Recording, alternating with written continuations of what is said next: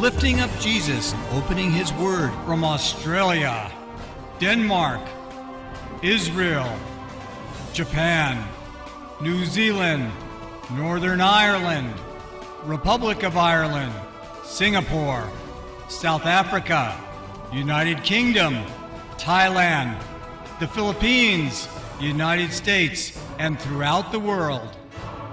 You're watching Moriel TV.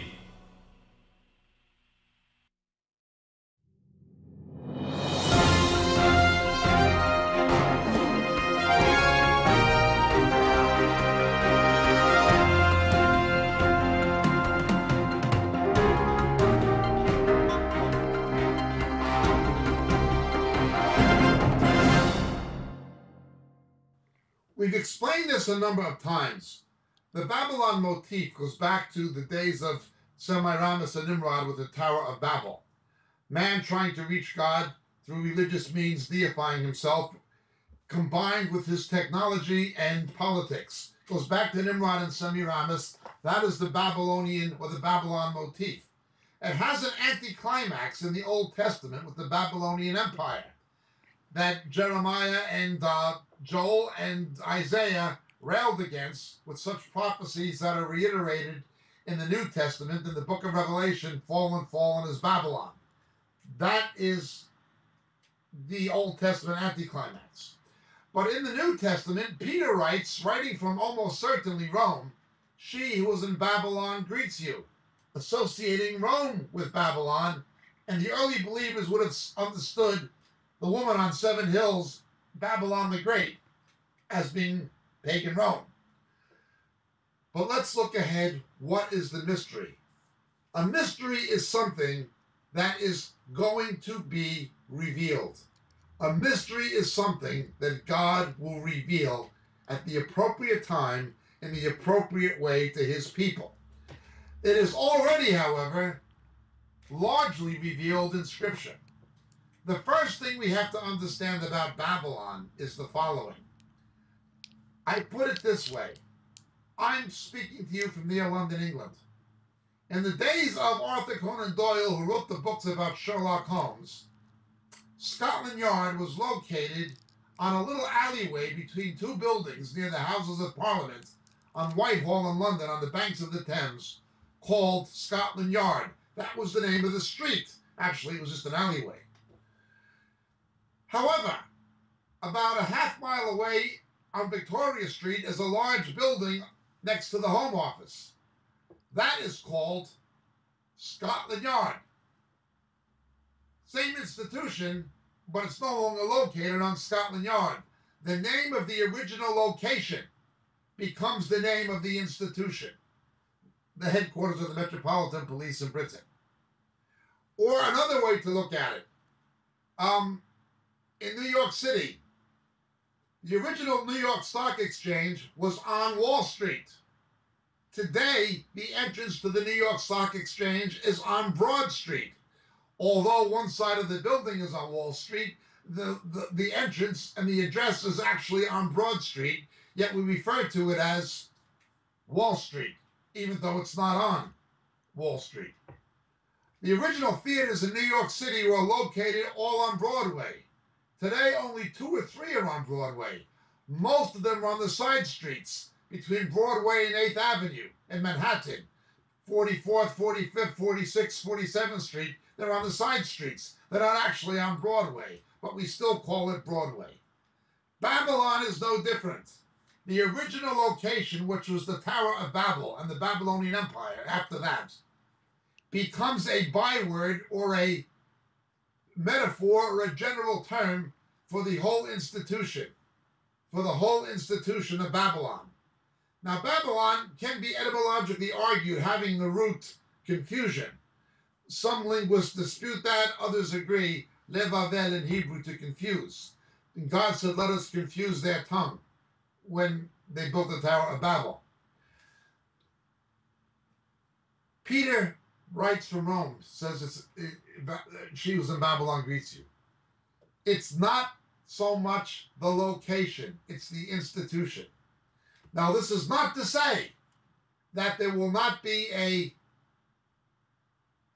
importance to some location at the end of the era where the Antichrist will have his footstool. We are told that he will enter the beautiful land, that is Israel, again, but also symbolic of the church somehow, and it will be between the Mediterranean and Jerusalem. We also told that he will take his seat in the temple of God.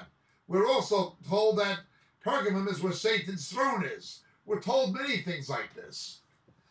Saddam Hussein tried to actually rebuild Babylon to present himself as the almost reincarnation in the minds of the Iraqi people of Nebuchadnezzar, King Nebuchadnezzar. Unbelievable. I'm not saying there will not be a reconstruction of Babylon or a prophetic importance to Rome. The European Union was founded by the Treaty of Rome, and it's the seat of the papacy, where the Pope is trying and has been trying, the popes have been trying for the last 35 to 40 years to unite the world's false religions in some kind of a confederation with himself as the bridge builder, the pontiff, meaning bridge builder as the ancient emperors were. I'm not denying there can be a geographical significance. Many would argue New York is a kind of Babylon because of the UN and so forth. I'm not denying, and in pop culture, Hollywood's been called a kind of Babylon. But Mystery Babylon has to do with the world's false religious system, in league with its corrupt political system, in league with its corrupt and bankrupt economic system. It is like a three-legged tripod. False religion, corrupt politics, and an out-of-control economy on a global scale. Put them together. This will be the footstool of the Antichrist and the false prophet. The false prophet handling the religious dimension to give power to the other beast. Now again, to examine this further, I would point you to our book, Shadows of the Beast. But remember, many places were called Babylon at different times in history. Luther referred to medieval Catholicism as the Babylonian captivity of the church. It's not just about, or even primarily about, geographical location, although geographical location may come into play prophetically, either in Mesopotamia and or in Rome, etc. But it's the institution itself. It all goes back to the rebellion of Nimrod and Semiramis at the Tower of Babel. That is the origin. It begins and ends. It ends as it began. This is Mystery Babylon. God's people will understand it. Now, the very fact today that you see a deceiver sent by Satan to mislead the church like Rick Warren with his global peace plan, saying that we should unite with Hindus and Buddhists and Muslims, etc., and Mormons, etc., to bring in global peace. That is the Antichrist agenda. No Christ, no peace. Why will Christians support somebody teaching such obvious deception as Rick Warren? It's a mystery. They can't see it. They don't know what's wrong with it.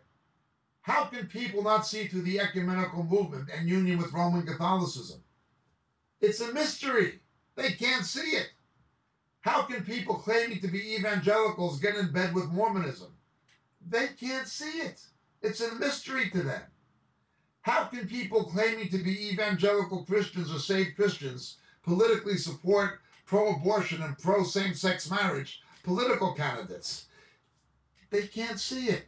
It's a mystery to them.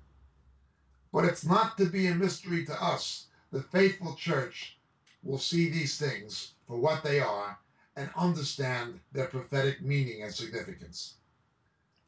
My name is Jacob Prasch. Thank you for your question.